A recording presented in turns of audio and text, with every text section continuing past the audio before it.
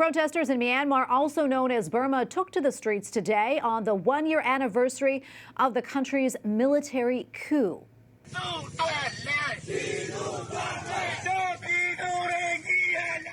Demonstrations against the military takeover took place across the Southeast Asian nation. Some observers believe the situation is now a civil war, and one international aid group is calling attention to the worrying situation.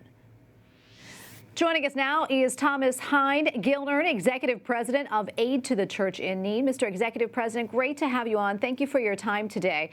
I understand your group is calling for a day of prayer for the people in Myanmar. What more can you tell us about this initiative and why it's so important?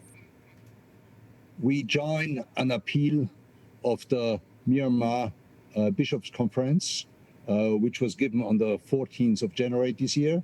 And we are also completely in liaison with the Holy Father, who mentioned during the blessing Urbi et Orbi on the Christmas day that we all should continue to pray for Myanmar, because there are a lot of people in a very awkward position at the moment. 400,000 people are internally displaced persons, and they are mainly children, elderly, women, and sick.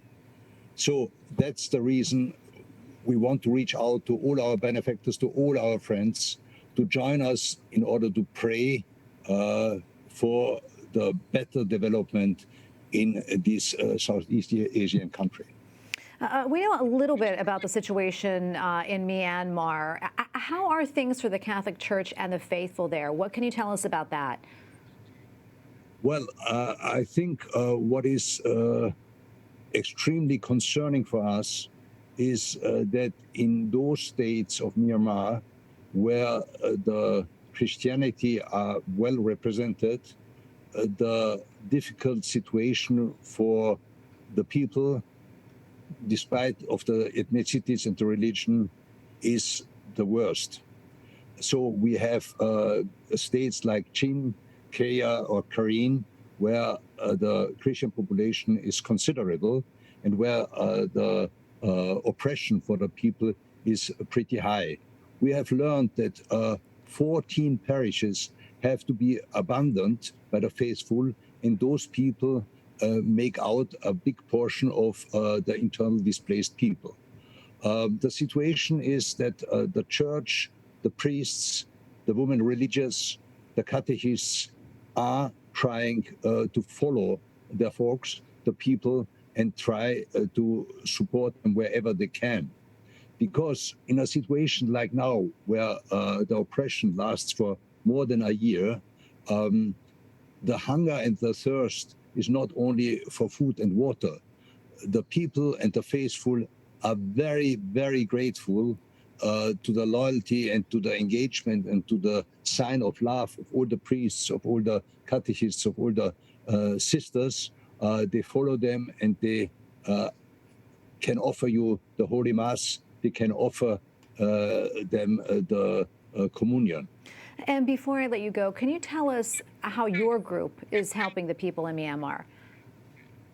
Well, you might know that ACN, Aid to the Church in Need, has a long tradition in supporting the Catholic Church in Myanmar. And we have a very good and long-lasting and experienced and seasoned relationship to the bishops. And we ask them how we can help. And additionally to the coup d'etat a year ago, Myanmar is also suffering from the COVID pandemic. And so we concentrated in a liaison with the bishops to help to provide the livelihood for the priests, for the catechists, and for the religious sisters. That is very important. Well, sir, thank you so much for your time today, and thank you for all that you do in your organization. Thomas Heine-Geldern, Executive President of ACN, Aid to the Church in Need. Thank you again. Very kind. Thank you.